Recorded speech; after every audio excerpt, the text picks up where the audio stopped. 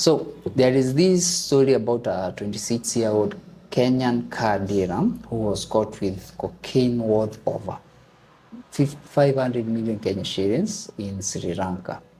So this video is not about the drugs, some other stories are drugs, but about the business of car dealerships in Kenya. I'm pretty sure you connect the dots by the time I'm done with this video. There is this Twitter handle by the name of Ray, and she had this fascinating connection of illegal businesses being run under the pretenses of car dealerships. So here it is. In the past 10 years or so, almost 15 years, there has been a huge rise of car dealerships and yards in the busy Nairobi roads, especially Ngong Road, Waiyaki Way, Kiambu Road, Thika Road, and those posh areas. I know umeziona. This came about with the huge amounts of theft in the previous regimes, wakati wa Kibaki, Uhuru, and various criminal activities such as the famous gold scams, wash, drug deals, and so many others. One thing that is certain is majority of these car yards deal with luxury vehicles such as Prados, Range Rovers, Porsche, Mercedes, and other top-of-the-range vehicles. In a 2019 report on money laundering, criminals are attracted to a lifestyle of consumptive wealth. That's why unaonanga wana drive flashy cars, they wanna buy expensive bottles in the club. Yeah, you get it now. First, in this world, the car dealership world, the currency of choice is not bank transfers, ama bank checks, ama wire transfers, or whatever utaziita. It's cash, hard cash. Why cash? Wiring huge sums of money will definitely raise red flags with the central bank. And to avoid this, these people opt for a more hands-on approach where they always make physical trips, personally delivering cash to businesses or intermediaries who process their payments. And if you have noticed, they mainly have trips to countries with rats ama laid back regulations on declaring the amount of money you're carrying.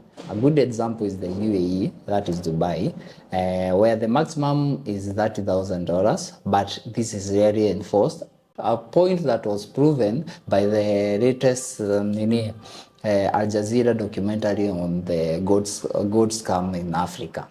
This also explains their preference for chartered private jets to avoid the scrutiny that comes with flying couch.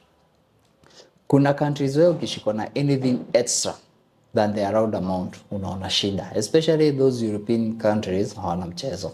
Hence, you rarely see trips to European countries, but Dubai and other South Africa and other Asian countries, majority of them, especially Dubai, ni kacho yao. So how do these cash for car schemes work? First, you purchase a vehicle with the illegal money. Once they come to Mombasa, they are magically transformed into a legitimate asset. No questions asked about the source of funds. Here is where the plot weakens. These cars are often bought under company names with very difficult to follow paperwork, designed to obscure true ownership, making them harder to seize as assets. So many dealers are more than happy to accept cash payments. It makes it incredibly challenging to scrutinize the source of the buyer's wealth. You're wondering, how is this possible? Kwani hakuna paper trail? First of all, you should know this. A car dealership does not fall under the financial institutions where kuna very stringent rules and due process. They fall under just a normal business. The only difference about these normal businesses is that their products are worth millions and millions of Kenya shillings. And especially these luxury vehicles, utapata gari inatoka 10 million, 20 million, 30 million, even sometimes 40 million Kenya shillings. Yeah? So with that, the opportunity presents itself. Another twist to the plot, to create these clean banking records and avoid scrutiny, these dealerships at times are just selling cars to themselves. Let me give you a good example. Kenyan Motors buys a car or 10 million Kenya shillings using student funds and sells the car to Miano Motors for 20 million shillings. Both dealerships are owned by the same entity or individual, and other times selling cars without actually selling them. Now, first, they claim they have a car in stock and a certain person bought it.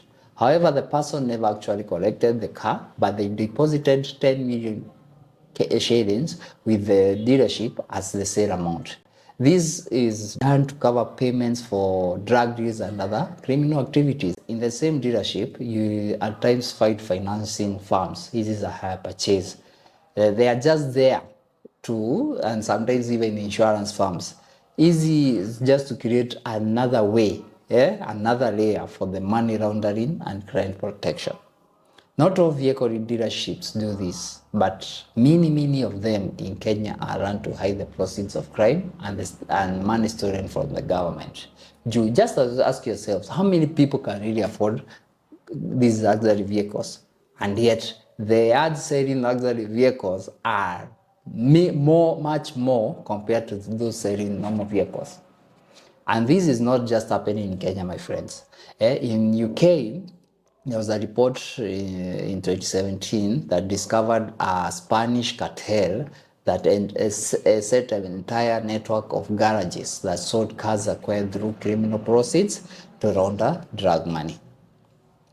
These car dealerships aren't the only ones being used, but we have seen a rise of many other businesses. A good example is these posh luxury apartments, hotels, by the way, chemists, pharmacies, transport or logistics companies, where the opportunity to cook up huge revenues arises. Now, do you connect why a Kenyan car dealer was caught with all that coke? Ama bado unashindwa ni aje? Now, I really enjoyed that Twitter thread and hope that you learned something in this video too. A big shout out to Ray for doing much of the groundwork on this research, for offering that information.